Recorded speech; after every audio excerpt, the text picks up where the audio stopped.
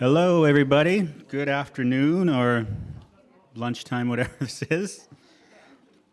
We're going to get started right away here. Welcome, everybody, to the One Book, One Province event. My name is Ryan Moccasin. I'm the Indigenous Storyteller in Residence.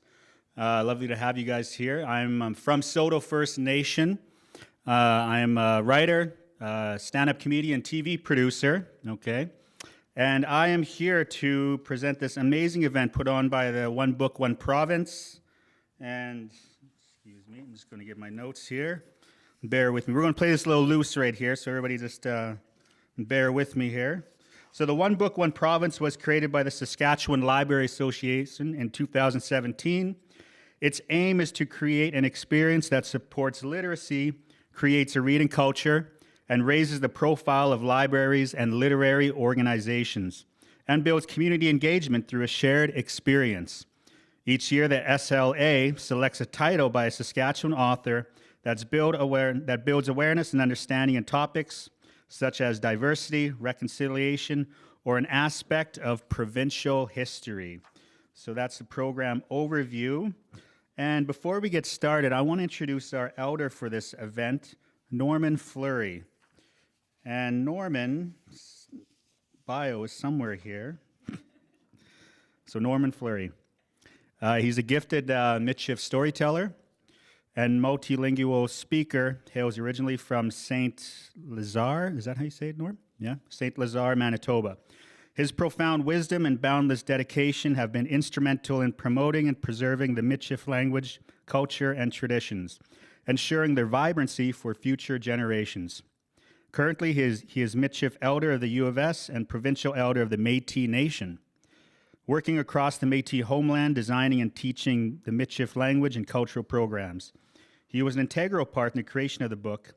Elder Norman Fleury's life and work symbolize an inspiring legacy of commitment and service to the preservation and advancement of the Michif language, culture, and identity. And I also hear you have an app, too, that you helped develop, right? Cool. I got that from the book. That's mentioned in there. Page 60. No, I'm just kidding. There's yeah, exactly. His transformative leadership and innovative initiatives have set a benchmark in integrating Indigenous knowledge into higher education, fostering a deeper understanding and appreciation of Michif traditions and heritage, and inspiring generations to come. So everybody, please help me welcome Norman for the Elder Prayer. Thank you.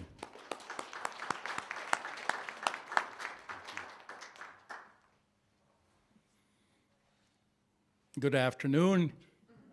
Bon après-midi. Tan chiki awa nosh ni miyochten wata ni pawian e pepik skwayan limit chef malang. Kaya shkagi abat staya ki abich abat stana not long limit chef maga pik skwayan. I'm very happy and thank you for that great story about me. And sometimes we forget who we are, and we're reminded. And to stand here before you today is remarkable because time goes by. I worked here, and I still work at the university. I was in this building here for about 12 years and had an office here. But my office is the whole university now. It's the University of Saskatchewan, as I represent the Métis community as we know under Section 35. I'm not First Nation, I'm not Inuit, I'm a Métis. So that's where I hold my grounds, and that's what I represent when I stand up here. But I also acknowledge my ancestors, and today that's what we'll be doing here as we stand here in memory of the homeland that we're on, and we're reminded of that now. And it's becoming where it's very useful to remind not only us older people, but the younger people, so they can move forward and transition in a good way, and they can connect also to what the legacy that our ancestors left behind with the White Cap Dakota Nation next door. And then we have the Treaty 6, which is a lot of First Nations people that still speak their language and really coming to this university and making a big change at this university, which now we're working together. And if we don't work together, you now have a sense of realization of what the narration is not the same if it's not inclusive of the Indigenous people, the first people here, and the Métis community. Round Prairie, which is next door to Whitecap, they had a real good relationship, intermarried. They sang together, danced together, ate together. Same as what we must do. And ladies and gentlemen, you might say, I'm supposed to be saying a prayer. Well, this is a prayer. When God gave us, Jesus gave us those words, and our ancestors, we spoke to each other so we can understand each other. Sometimes we define prayer differently than we should be in coming together in fellowship, like today having soup and bannock. That's the way of the Indigenous people. We eat together. And this is where we talk about things at the family table with your parents and grandparents. And we need more of this interaction instead of media, looking at the media or listening to. I'm busy on my phone because social media now has led me to a connection of my ancestors are in there, my relatives are there, my children are there, the birthdays are there. All those understandings of who we are as Indigenous people, we're very, I won't use the word powerful, but we are empowering each other and also the mainstream societies, which at one time, the pioneers where I come from, were next door to First Nations community or Métis communities, and we got along very well because we had to survive together. And this is what we must do. As a Métis standing here, my ancestors are in France and Normandy and Perche, where my great-grandfathers came from. But my ancestors are also here, the First Nation people, for 10,000 years and more. So with that, when I met, well, I've always had God in my heart. I've always had that open-mindedness, and I had good teachings from my grandparents, my Mushum and Kokum. Those were my libraries, and that's why I stand here today, because of them and also our greater powers. So with that, I'm going to ask our Creator today to bring us all together with one mind, and we can come together and bring your ancestors in the picture as I'm bringing my ancestors into the picture. The references that we make to the land and to the, I guess we can call it the next world where we go to. We're always building a road. I was taught to have ethics, belief ethics, and mainly to appreciate other people that have the theology, the understanding of God in that relationship, be it Jesus, the greater power, the Creator. But we understand each other where we're standing here together in this library, that we're moving forward to understand one another through the goodness of God and Jesus and the Creator, so we can build that foundation. We can have a good plan together as where we are today. And I'm very thankful, and we thank our Creator for those that were responsible for bringing us together here, and such well organized, and how we meet different people. And with that, we give thanks again. And in my language, I'll pray, Lebon Juman to Tagani Poyan. We chin koyesh chipik squayana noshkakyo uta kayatsik. We staw koyesh chamam taneitakik. Koyesh chip motetsik. Egachwanihketsik tanike utagani poyakanos. Tanihkyoganakskatoyak mantu we chinan. So with that, let's have a wonderful visit, and let's praise and give thanks for and glory for why we're here. Thank you, merci.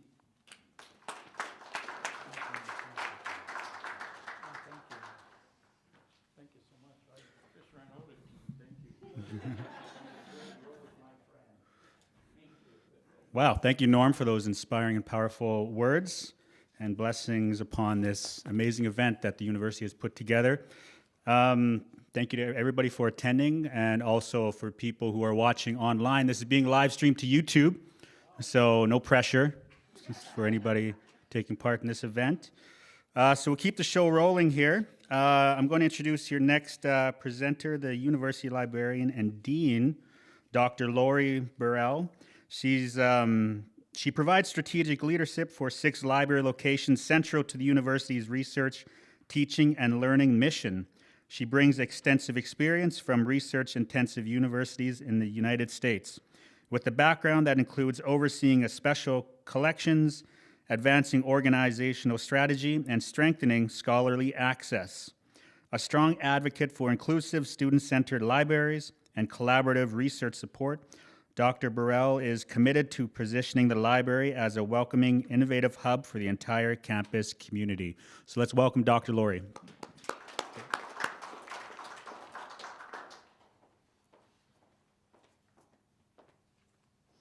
Thanks so much, Ryan. Good afternoon. It's wonderful to be with you all today. It's my pleasure to welcome you to our One Book, One Province event, of course, featuring Trevor Herriott and his novel Towards a Prairie Atonement. I'm happy to welcome you all to the Education and Music Library, which sits on Treaty 6 land and are part of the homeland of the Métis people. The event today is part of the Saskatchewan Library Association's province-wide initiative that brings people together each April through a shared reading experience, strengthening literacy and community across our province.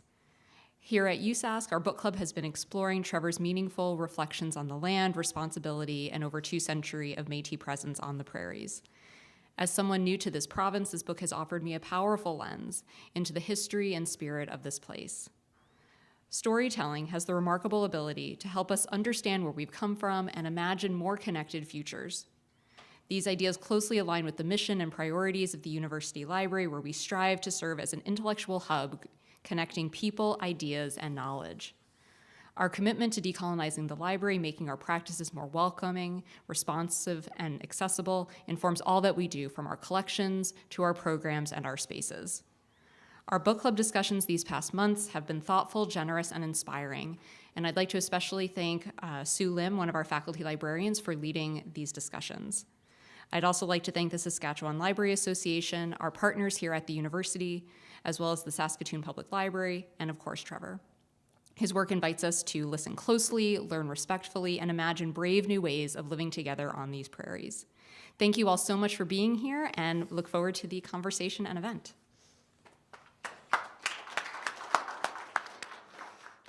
Thank you, Lori.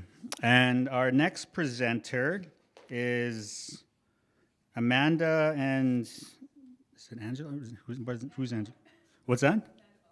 Oh, okay, there's Angela on here too. It's a weird typo, must be. Okay. So Dr. Amanda Muller is a plant ecology laboratory instructor for the Department of Plant Sciences in the College of Agriculture and Bioresources. She has been chairing the Prairie Conservative Action Plan and Society for Range Management Prairie Parkland Chapter International Year of Rangelands and Pastoralists, or IYRP. Planning Committee and the U of S IYRP Planning Committee to raise awareness of the year across the campus and the province. So help me in welcoming Dr. Amanda to the stage.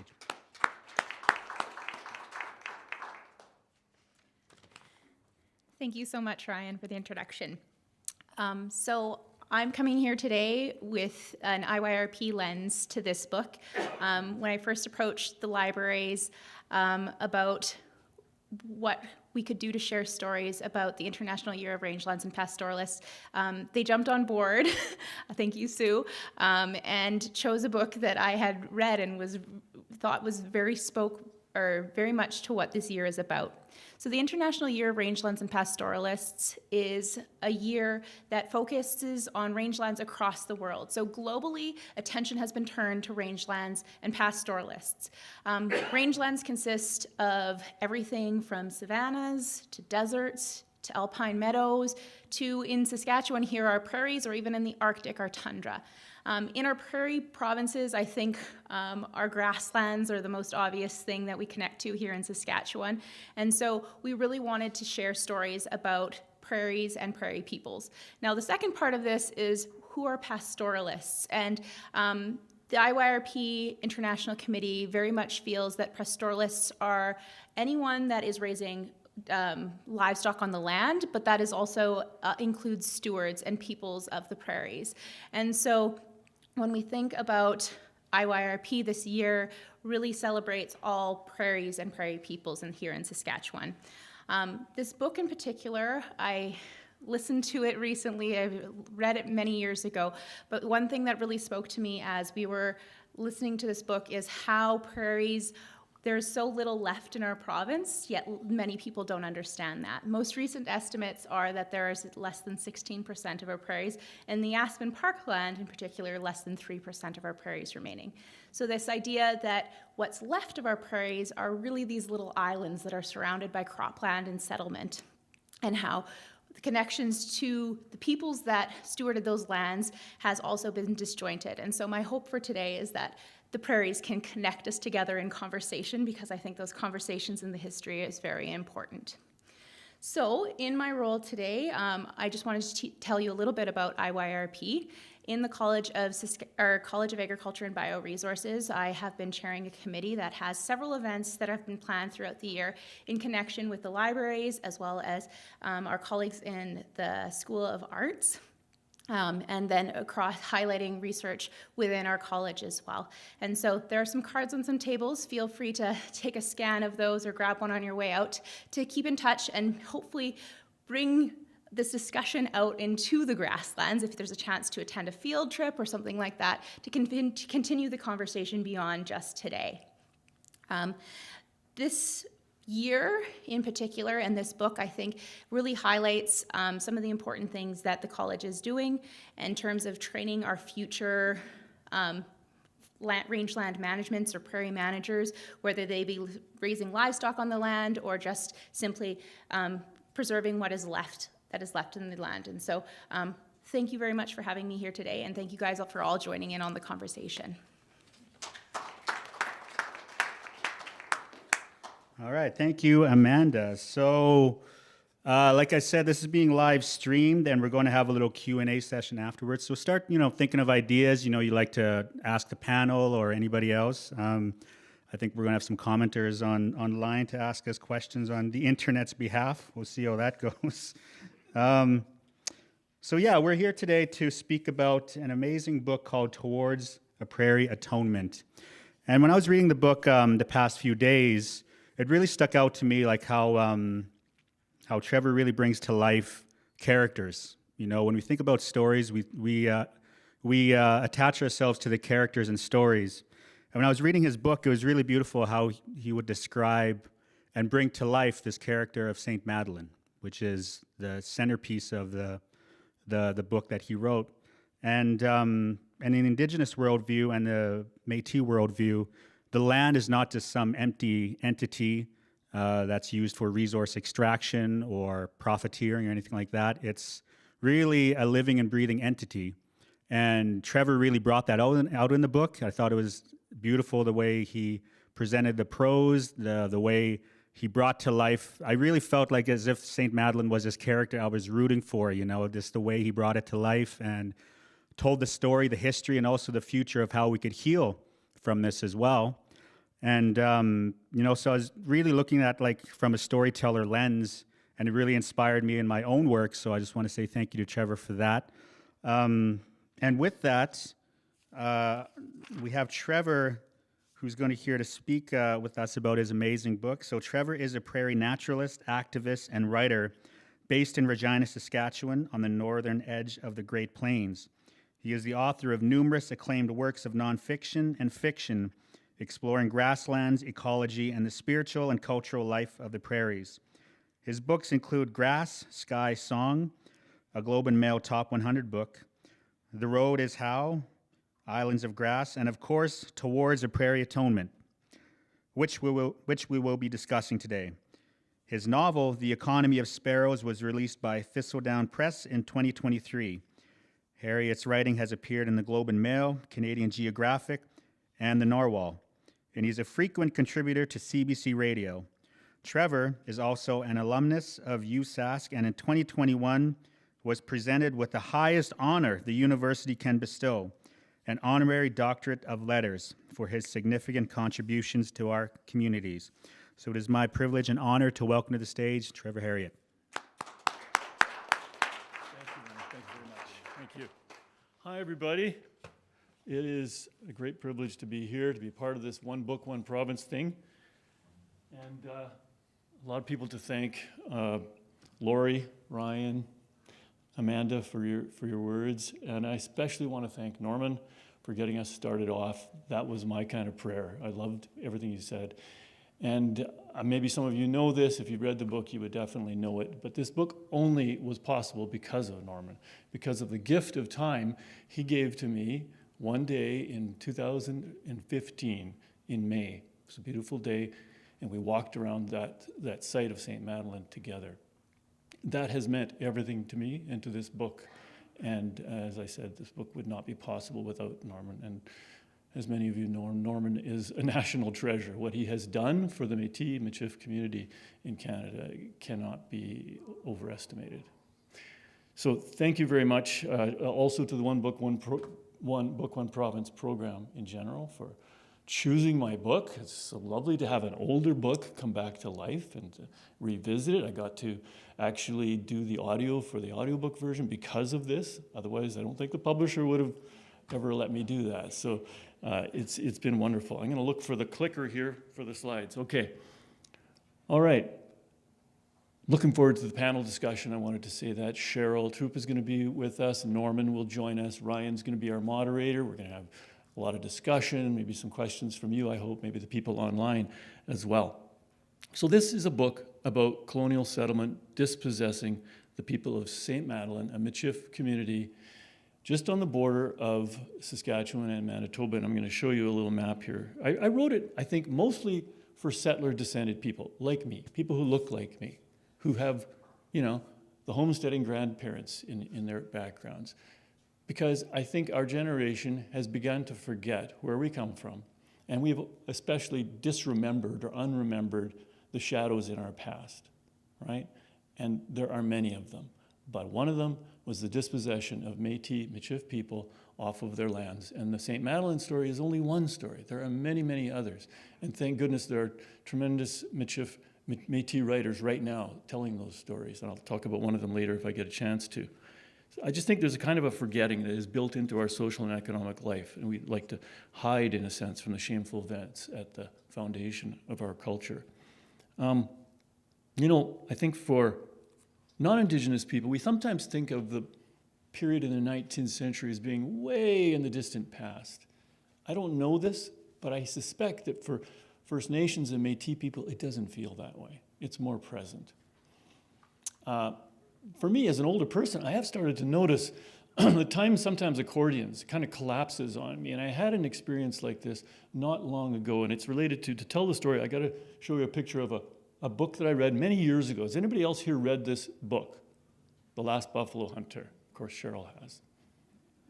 This book really got me thinking 40 years, 30-some years ago, probably 35 years ago when I read that book. And it's about a man named Norbert Welsh.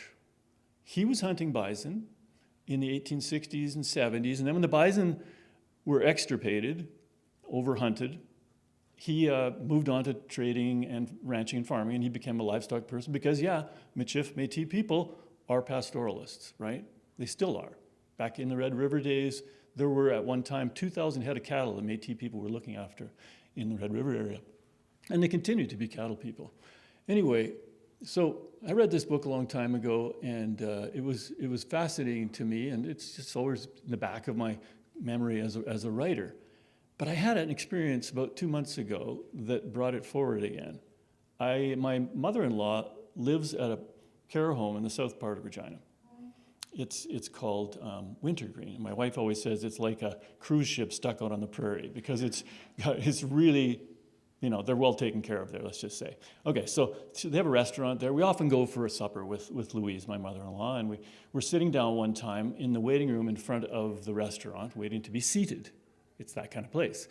And as we're sitting there in these comfortable couches, there's another couple right beside us, and Louise, my mother-in-law, who's like a social convener, she knows everybody in the place, and she says, "Oh, Trevor and Karen, I'd like you to meet Jerry and Ellie Welsh." And I thought, Welsh? And I looked at Mr. Welsh and I said, "Are you related at all to the famous buffalo hunter Norbert Welsh?" And he said, "Yes, he was my grandfather." Okay. Jerry just celebrated his 97th birthday. So that means just 2 lifetimes ago, okay? People were hunting bison, the real pastoralists, right? So that brought history forward for me very suddenly, very quickly, and it made you realize that the history of these plains are not that long ago. Okay. So just a little bit about geography. I'm going to show you a map here. This is the map. I love drawing maps, so forgive me. It's a hand-drawn map. It's in the book, but let's see if this pointer works here. Yeah, here's the boundary between Saskatchewan, what we call Saskatchewan and Manitoba these days. Here's the Qu'Appelle. It's hard to stay steady. Coming in here. Then you've got the Assiniboine River, starts in Saskatchewan's northeast Saskatchewan, and it joins at St. Lazare, where Norman lived as a kid, I guess. And anyway, just above there, you can see this square really close to St. Lazare, which is the St. Madeleine area. This is a blown-up version of it. The St. Madeleine area is right there. See the Assiniboine coming by there? There's a little creek coming through. So that site of the St. Madeleine community is in here. And one time there were, as many as 400 Métis people, Michif-speaking Métis people living there on roughly 3,000 acres. All right, so the present tense narrative of the book is of that day I spent with Norman walking around the cemetery, and as we walked, he told stories, and it was a wonderful experience. I'm tempted to just call Norman up here and have him tell those stories or read those portions of the book. I can't read in his voice, so I'm going to read you a couple of quick little pieces and then get on to a couple other things.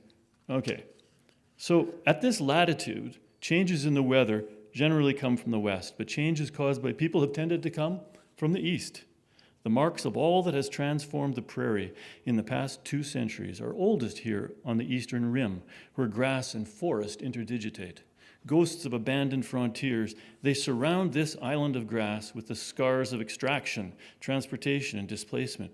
The remains of a pemmican depot from the 1780s, a Hudson's Bay Company fort that closed a century later, a Red River cart trail heading northwest. If you go to the community pasture just northwest of there, you can still see the Red River cart trails through the land. A First Nations reserve, an abandoned rail line, a potash mine, a Métis settlement, and farmyards displaying old plowshares and the names of early homesteaders. Beneath each of those wounds is a midden of stories bearing layers of loss and suffering that settlers too quickly lacquered over with tales of butter down the well and hogs in the horseradish. Colonialism, we have learned too late, is an utterly unreliable narrator. The work of decolonizing, of atonement, begins with the act of recognizing and honoring what was and is native but has been evicted from the land. Native plants and animals, but the original peoples, cultures, and languages too. Well, most of us live in landscapes that have been greatly altered by human agency, agricultural, industrial, or urban. Nature struggles to survive at the edges of a cornfield or in a creek running through the city, but it is still there, just as worthy of our attention and our defense. But good things happen when we go to those places. It's not hard to find a piece of land degraded but not yet entirely annihilated by human activity. Walk through a place isolated or damaged by the extractive impulses of our species, and if you are quiet enough, attentive enough, you will be able to read its narrative of loss. The gift of any place, in soil and leaf and limb, remains remote until you expose your soft human belly to its brokenness.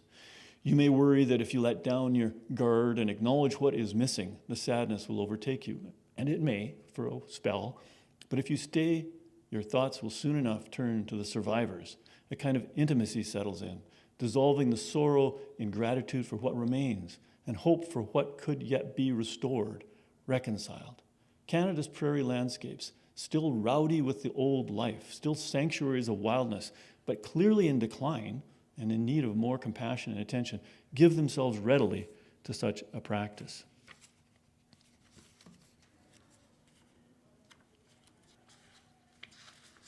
Skipping forward a bit. In the first drought cycle, after a couple of decades of settlement and tillage, the prairie soil was traveling on the wind in dark blizzards, sandblasting settler shacks and piling in drifts along fence lines clotted with tumbleweeds. By 1937, the federal government decided to intervene with some soil and water conservation measures under a new government agency called the Prairie Farm Rehabilitation Administration, the PFRA. It would work with local communities and the prairie provinces to preserve grasslands, return cropped land to grass cover, conserve surface water and soil, and provide irrigation systems. And it would establish community pastures run by the Federal Ministry of Agriculture for decades to come, providing local farm families with affordable grazing and prairie wildlife with a network of refuges where they would survive into the 21st century. In this way, the Canadian government unwittingly restored a faint shadow of the grassland dispensation that had existed since the retreat of the glaciers and that colonization had rapidly erased. Well, the closer you look at the islands of native grassland ecology that community pastures protect, the more you will find human stories that have the power to renew our relationships to the prairie and help us come to understand community interest. Like the nest of a small bird tucked into a circle of grass, one of those stories is hidden away in a sunlit sandy plain 7,000 years old and enclosed by the Spy Hill Ellis community pasture straddling the Saskatchewan-Manitoba border. With the guidance of an elder who has not only the knowledge and right to share the story, but also the born in the blood connection that will not let us close our ears. The pages that follow take another look at the forces that squandered the gifts of the prairie. So I should say that some of these pictures are not mine. My good friend Branimir Jetvai was with us that day because we were working on a photography book at the time. Branimir's here with us. He works not too far away for Ag Canada. And I don't know if this is one of yours, Branimir, is this one mine? That's mine. That's yours, right? That's maybe? That's me too. Okay. I'm not such a bad photographer either. Okay, anyway, so this is a little look at the cemetery in the background. This is just a small piece of it. But what I love about this photo is it's native grass in the foreground. That's all native grasses all around this cemetery. You don't see that in a lot of cemeteries. It's all Kentucky bluegrass, where my ancestors are buried. Anyway, so here's Norman walking around that day with us. I want to close by saying, that there is so much more we can be learning and talking about this. And also good things have started to happen. In 2024, only a couple of years ago, Wab Kinew and the provincial government of Manitoba got together with the Manitoba Métis Federation, and they came up with an agreement to return 100 acres of the land to the Métis people of Manitoba. It was a great day of celebrating. And here they are. This is right at the site of St. Manitoba. Were you there, Norman, that day? You weren't able to be there either? Yeah. So you can see the folks on stage. There had several dignitaries. A big crowd was gathered. There was music. There was jigging. And, of course, a lot of good food. And here they are holding up their memorandum of understanding. So, good things are possible when there's people of goodwill, especially if some of them happen to be in government. So that was a great day. I mentioned earlier that I was going to talk about Michif and Métis people who are telling their own stories, because of course that's way more important than someone like me telling stories. And this is a documentary that I was watching recently, the Michif Niyanan. Is that close, Norman? How do we say that? Michif Niyanan. Niyanan, yeah. We Are Métis, and it's by Christine Welsh, the great-granddaughter of Norbert Welsh. So she's Jerry and Ellie's daughter. And wonderful 1-hour documentary, I recommend it strongly. And then this book just came out recently by Tara Giroux, who is a Métis writer from Regina. And this novel is about another displacement story because, as we know, the road allowance people were often removed from their lands, and especially particularly during the CCF period of Tommy Douglas, when they came up with what they thought was a good intentioned idea to move people, the Métis people, off the land and onto collective farms. And that was not always such a good idea. Anyway, that's enough from me. Thank you very much for listening. Now we're all going to sit up here and have a bit of a visit. And I hope you all join. You've got lots of questions and thoughts for us. Thank you.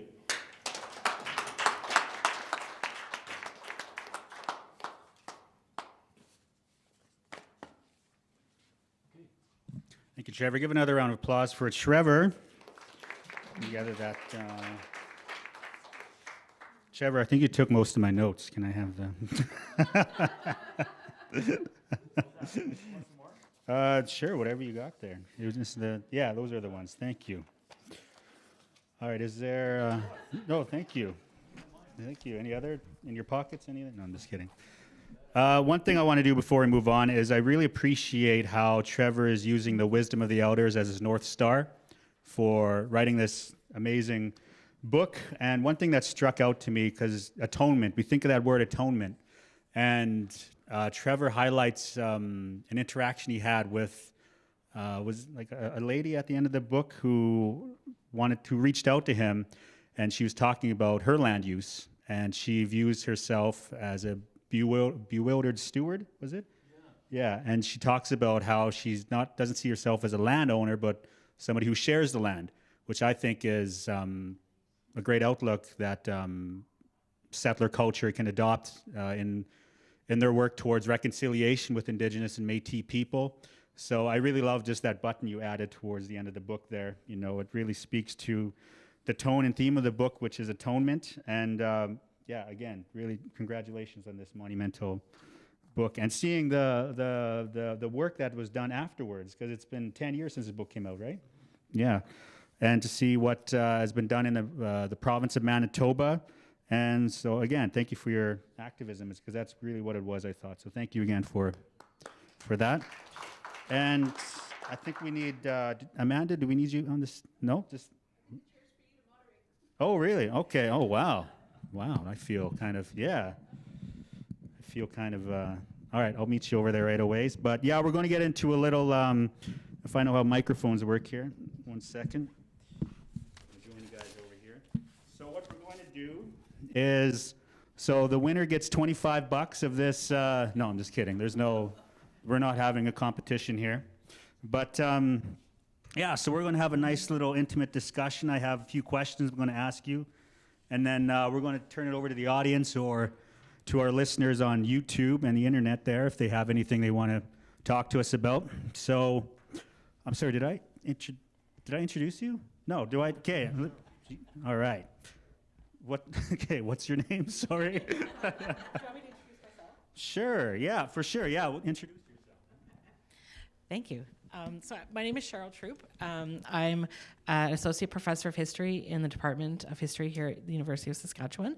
I'm a Métis scholar. My family's originally from Prince Albert, and I've written and researched on Métis communities for many years. I first met Norman, I think, 20 years ago, when we were both doing some work with the Gabriel Dumont Institute.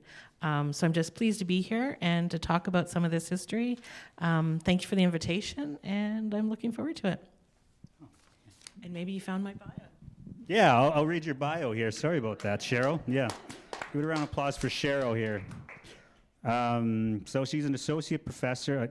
Her research centers on 20th century Métis communities in Western Canada and merges Indigenous research methodologies with historical geographic information systems to focus on the intersections of land, gender, kinship, and stories. She is a citizen of the Métis Nation, Saskatchewan, and a member of Gabriel Dumont Loco number 11 in Saskatoon. Troop's recent book, Putting Down Roots, Métis Agency, Land Use and Women's Food, Labor in Qu'Appelle Valley Road Allowance Community, reframes Métis Road Allowance communities as a sites of resistance and resilience where liminality and poverty are not synonymous with atrophy. Examining these communities through the lens of women's work, particularly in food production, she considers their resilience and resistance embedded in everyday actions to maintain culture, family systems, commonly held values, and connections to the land. So another round of applause for Cheryl here. And thank you for putting up with me here. Okay. So first question. Maybe we'll start at Trevor at the end here. How does the history of settlement, colonization, and use of land in the prairies shape our realities in Saskatchewan today? Particularly, how do they impact our current economic, social, environmental, and political context? 10 words or less, yes. Is this on? Yeah. Well, I can answer that very briefly. I mean, who's got all the money and resources? It's all non-Indigenous people. The political power, it's still in the hands of people who look like me. It's still in the hands of settler-descended people. And there's stuff like duty to consult that we sprinkle here and there and check off those boxes, but it's not real, it's not fundamental, it's not consequential. We're still not really sharing the land and the resources with the Indigenous people. Yeah. Yeah. What do you think of that, Norman? I have a different worldview or different perspective on the Métis Nation Saskatchewan government has been building a foundation for a while now through 4 locals in this community. And everybody has a participation in changing that narrative of the past, and the collaboration with chiefs and presidents and local people. We are now, not just now, we've always taken an inventory of the past. And what does that mean? And we talk about future, which is our grandchildren, and what are we going to leave for them? What legacy? So our responsibility is it's based on negotiations with government, the provincial government, the federal government. So under Section 35, you have First Nation, Métis, and Inuit. And so the Métis have been really transitioning to build that relationship, to change those narratives, to have inclusiveness. But we're taking the bull by not one horn, but both horns. And you can ride that bull with us if you want to move forward. But there's no more roadblocks. We've got lawyers, we have our own university professors, and we work at universities. Our elders are at universities. We have the wise ones. And the wise ones here are of Dene, they're of Assiniboine and Cree and Michif and Inuit at the table. So what better collaboration than you have? And we didn't come to this university to change the university. We come here to be part of this university. So this is the highest place of learning in the world, where we're sitting. And if we don't utilize this, then it's going to be our fault. It's not about pointing fingers, but it's to justify. And so we can be the judges of the wrongdoings that happen to our people. And we're the best to judge that. And I thank Trevor for bringing us together here in this openness, being open-minded at the university. And I hope the deans are listening. I hope the president is listening. I hope these people with different schools and colleges are listening, because it's time we collaborate. It's time we visit with each other.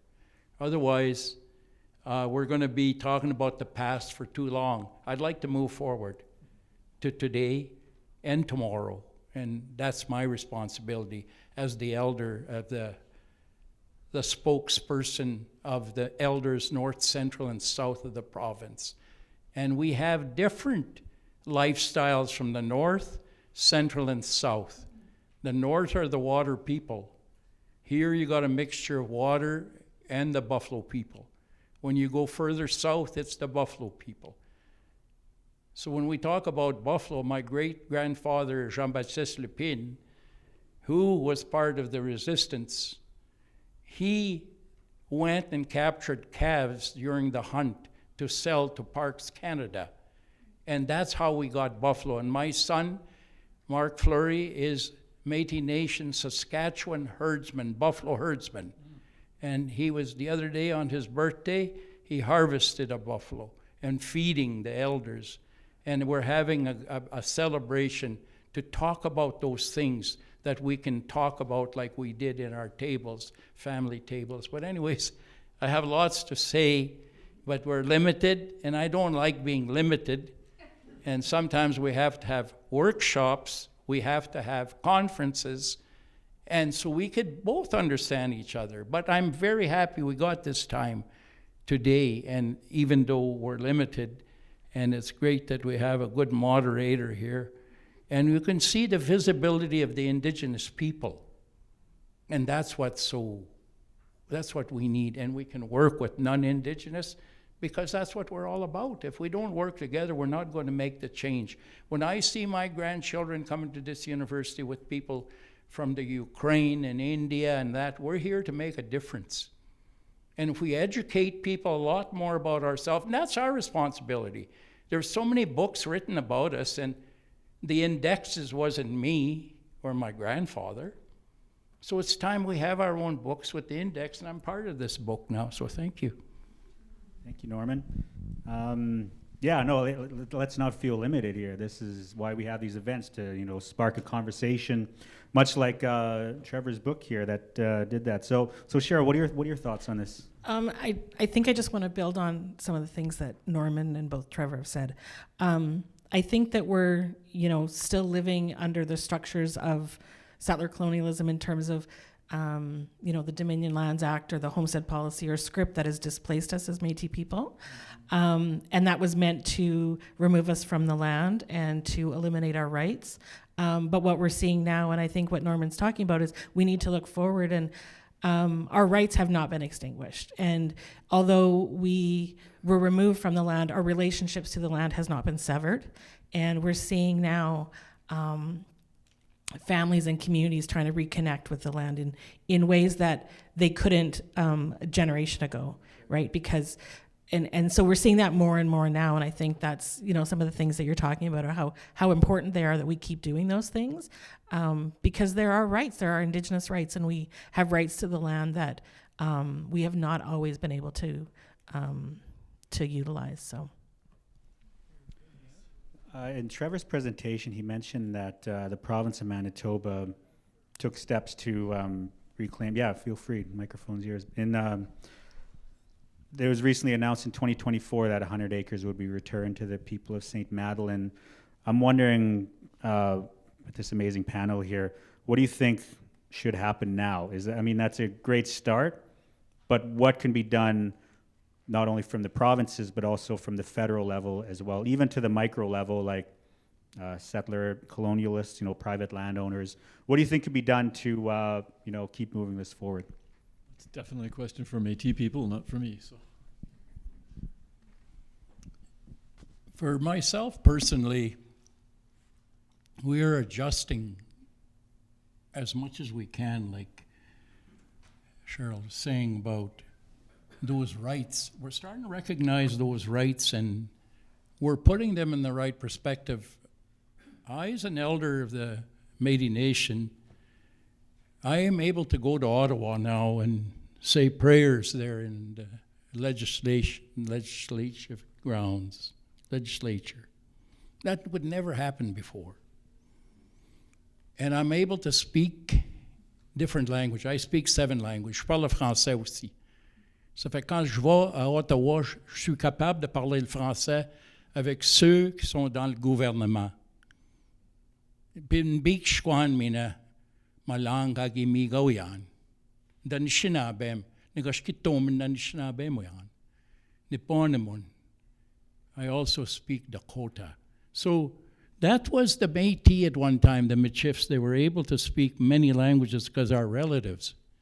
We were able to speak to our relatives. They couldn't speak to us in our language, but we could speak to them. So we were able to communicate, same as I'm doing with you now. This is your language is English, or most of us. It's a working language.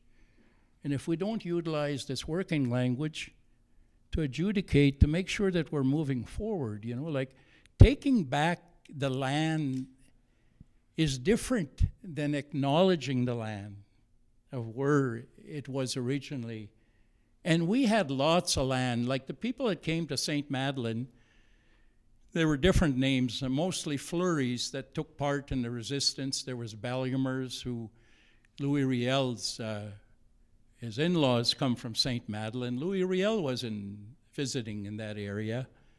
So we were able to communicate at one time, and we did talk about the laws. Les lois, my grandfather used to say la loi, les lois, the laws. And he'd say la façon des métifs, our culture. What does that mean? So now we're talking about that. It's in books now. We go back to Batoche, where we celebrate the Métis people, and we have people from all over the world come there. We're the third largest city in the province for a weekend. And now we're going to be bigger, and we're going to get bigger. St. Madeleine, where my grandparents, where we walked in the graveyard or cemetery, my great-grandparents, Alexandre Vermette and Angèle Larance, that came from the Red River, they're buried there. So where your graveyards are is where your home is. That's where you go back home. Our people, they're burying people in St. Madeleine. Whenever we lose relatives, they go back home to the graveyard. That's something you're never going to take away from people. That's the land we have left. But the people that were very hurt by having to be treated, like not many years ago, they treated Jews horribly, the Holocaust. We were treated not many years after our people went to fight for the country, they were treating us like we were nobody. So you have to tell the truth in order to reconcile. Truth hurts, but you got to hear it. That book tells truth, and it feeds us to be able to reconcile.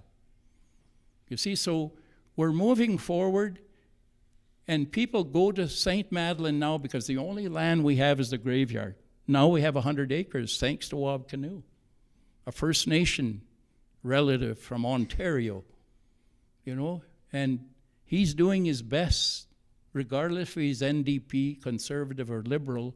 It's got nothing to do with that. The party shouldn't have anything but to service the people, and he's doing that. So thank you so much again, and I'm very happy to be here with you. Oh, you got one. Thank you. I think, so the returning of 100 acres of land to St. Madeleine, I think is a huge first step. But I think what's really significant is there needs to be the recognition of wrongdoing, right? And I think that has to take place for Métis communities all across the prairies, because St. Madeleine is not the only community that was pushed out or burned out. And so I think that's, you know, will that happen in Saskatchewan? Let's hope, but that has to happen. And I think when we're thinking about, you know, that has to happen from the provincial level, where the Métis Nation can advocate for that. But I think there's a personal responsibility as well as a governmental responsibility. And I think that's one of the things that, you know, Trevor, you were talking about, was that this book is for settlers. And this book is about what settlers can do and to atone. And that's educating themselves, having these conversations, and understanding the history. And yeah, sometimes it's uncomfortable, but it's important, and it has to be done. And I think, you know, the fact that this book is being so widely shared and these conversations are happening, I think is really important going forward, because educating people about St. Madeleine is the only way that happened, that they got land returned. And so maybe there's, you know, opportunity to expand beyond St. Madeleine to other communities, so that, you know, we can think about how do we encourage settlers, individuals, governments, organizations to atone for this history, and what does that look like? You know, like I think about some of the work that's been done with Parks Canada at Batoche. They've come a long way in terms of working with the Métis community. They work with the Métis Nation, the government, but they work with families and they work with the local community in really significant, important ways. And like the return of the buffalo there a couple of years ago was a huge monumental thing for the community. And so it's those types of actions that need to keep continuing that impact, provincially, but are also really important to people on the ground in those communities. So. As a person who worries or thinks a lot about native grassland, it would just be wonderful to see a Métis community get a hold of a big piece of grass, a big one. There are pieces of grass in this province. I know we're down to 16%, but there are still some that are 100,000 acres or more. You get something like that, even if it's not all pristine native prairie, and have Métis community looking after that, reintroducing bison, maybe if they need an economic development, they put some cattle in there too. I don't know. Whatever. Let them do it their own way. That would be a big step. I'd love to see that happen. You see, and the responsibility of the government is so important because the people that were displaced from St. Madeleine, they had to move away to go to find a place. Every day you need to eat. You need employment. They were farmers. Because the Red River Métis were buffalo hunters, but also farmers. They did subsistence farming to supplement their income. And when they were and then people looked at the people and said, well, they never paid their taxes. Well, it was a first generation of taxes because you never had to pay tax. There was a lot of land for everybody until they start changing the lot system, and then they displaced people. Well, that's the responsibility of those that did that to be able to say, well, there's compensation. Everybody gets compensation of some sort. So we have to look at it. And their displacement, like you were saying, Cheryl, there's the Crescent Lake Métis. It happened the same. It happened in the valley of the La Brette area. It happened, but why were the Métis targeted? We don't know that. So we have to find more answers, but we must educate. And this university, very little is inclusive in the curriculum of this university, other than our books that we're starting to write. And this book here has opened the door to a new mindset to move forward. Like St. Madeleine, they have big celebrations now because the Manitoba Métis Federation has made sure that there's big celebrations. When we talk about our identity and distinction, the Métis have their own ceremonies. We have our own songs. We have our own mythology, our own legends. We have our own flag song. We have everything that our relatives have that are First Nations and Métis, Inuit. So let's look at ourselves first. You can borrow from somebody else, but it doesn't belong to you. But make sure you're using those the stories of our Mushums and Kokums that spoke their own language. We developed a language. Michif language was developed by our own people. No place in the world that there are two nations come together to make one nation. We did it. We're the only one that can celebrate that. And our language was researched and studied by linguists, language specialists. And ours meets the language codes of ethics to be a language because they researched the world. So Belcourt, North Dakota, our relatives in Montana along the 49 parallel, those are all our relatives. They did the first Michif dictionary in the world, Patlina Verdure and Ida Rosa Lard with the linguist John Crawford. Do people know that? Well, it's time you know. And I did the first dictionary in Canada, Michif Dictionary. I taught the first accredited courses at 2 universities.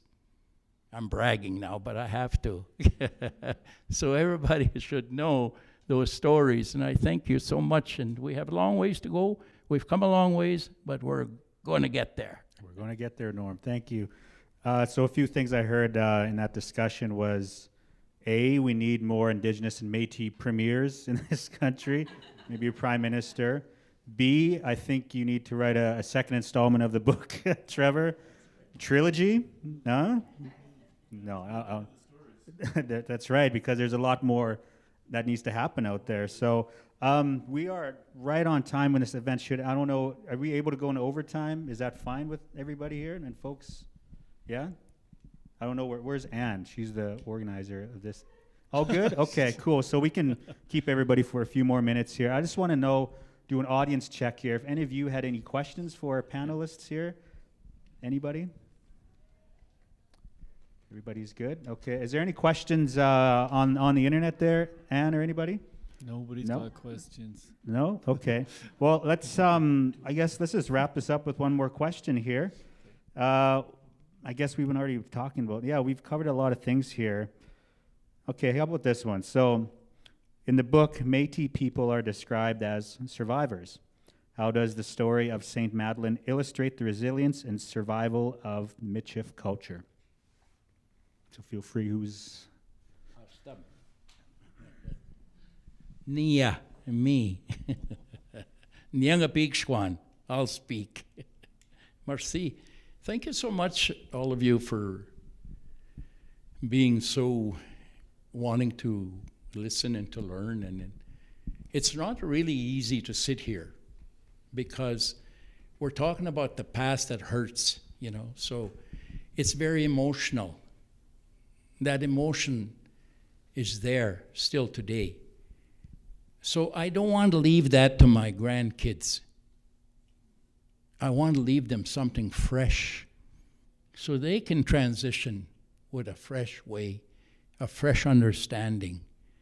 I took it. I was born 1949 and I celebrated 7 years. Did I think I would be sitting here, born and raised in St. Lazare, Manitoba, when I was the first generation to go to school? My family wrote their names with an X. So we'd go to the bank, you'd look over, there's an X, say, we must be related. No, I'm just kidding. But that's how we signed our names. So who introduced the X? I don't know, Mr. X, Mrs. X.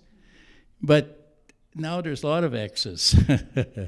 But we have to connect again in the right way. Because another thing I wanted to mention here, we are still an oral cultured people. We're not a written cultured people yet. We're just starting to design. Like, we're writing books. I've translated, I don't know how many books at the Gabriel Dumont Institute. We have writers. We have people that wrote books like Leah Dorian. We have artists. And we're connecting through those books. We had township books. They were made by the families of this community to connect with the language. If you don't have your language, you're mainstream for us as Indigenous people. If we don't have our language, we don't demonstrate it, we don't showcase it, and that's the kind of things we do back to Batoche. We make sure that there's language camps in the summer also. By Comfy, one of the locals, puts on a language camp with the Métis Nation Saskatchewan. We collaborate, and I'm at that camp every year, and we have fun. We play games. We make sure we go and visit Parks Canada. We go and visit where Gabriel Dumont is buried, who was one of the people that was leading the charge when Middleton fought us, you know. And we talk about the Beardies Ogamasis that are related to us. The Gardapi's mother's Fleury were related. We can't forget Wakoto, and when we talk about Wakoto and being related, La Parentie, that's one thing I was talking about with you, Trevor, how we're related to this atonement. We're all responsible somehow, and that we're related to the land as Indigenous people, and we're related to the whole environment. My grandmother told me, Kaya chinoch chigeya, we can't hunt now. They'll be born soon, the rabbits. Even the rabbit we protected. We protected the gophers. We protected the trees. We protected the berries. It was all harvesting. And we were the best conservationists in the world. We were the biggest ranchers. We had 60 or 70 million buffalo, which we shared with our First Nation brothers and sisters. And they stayed there till somebody came along and started to destroy them. They should give us those buffalo back. That's our buffalo. You know, you kept them for, well, thank you for keeping them, but then you have land we got at Parks Canada. We got, I think it was 1,100 or 1,700 acres. And there was a young man that was standing there to go and visit that land. And he was stood there, and he realized his great-grandfather Montour, that was his land that was taken away. And he was standing on it. Well, God is with us, because you know, a circle goes around, but you got to go back the other way and pick up where you went wrong to make sure at the end there's two circles. That last circle is what we need now. You know, and they say 7 generations. Well, we're there. So if we don't do anything about it, let's blame each other. Okay? It's our responsibility now. At the university, colleges, schools, historians, book writers, we all have to be the narrators. We have to be able to fulfill what we're looking for. We never ask ourselves, what are we here for? We have to ask ourselves, what are we here for when we come together? Is it just to bring your year here? Or is it to also bring something else that can make the change here? Our government needs to hear us. You know, the Premier, Carney, they all have to hear us. Let's fight what we have here and work with it in Canada. And let's stay home and let's fix it, which our First and Second World War veterans, the Korean veterans. If it wasn't for them, the veterans that back in Isle Lacrosse and different communities, they started to organize the Métis Nation when they got home. So we got to give thanks to everybody. So anyways, with that, I'm very happy again to be here, and we have to tell those stories and we have to write them to make the difference. And at 77 years old, and some people are older than me, maybe in this crowd, but we have more years behind us than we have ahead of us. So we have to look ahead and make sure those years we have left, we can participate to make that difference. So, merci again. Thank you, Norman. Cheryl, what are your thoughts on it? Well, I don't know if I should follow that. That was, I think that's a good way to wrap up. No, okay. Trevor, did you have any thoughts on No, if your question about, you know, why are the Indigenous or the Métis people survivors, I think everything Norman said, that the ethics he's talking about, the values, those are people who survive. I think over the long arc of history, it is always going to be people who are that connected to the land and have full embedded respect for it in their lifeways. Those are the people who are going to survive, not the people who are extracting wealth for short-term gain. You know, it's going to be that Indigenous way. Yeah. Appreciate it. Well, thank you so much, everybody, for taking part in this event with us. I'd like to thank the Elder Fleury and Cheryl for taking part in this panel with us. Also thank Lori and the University Library for putting on such an amazing event. The Library Association and the One Book, One Province Committee for choosing such an amazing piece of literature from Trevor. And also everybody who came here and everybody watching on YouTube. And also for Amanda for giving us that presentation on the International Year of the Pastoralists. I encourage everybody to find the book. I think you talked. I think it's online. It's on Amazon everywhere. There's a bunch right back there. So feel free to grab your own copy. Thank you again to our panelists, to Cheryl, Elder Norman, and of course Trevor for taking part in this event. So thank you, everybody. Let's give a round of applause.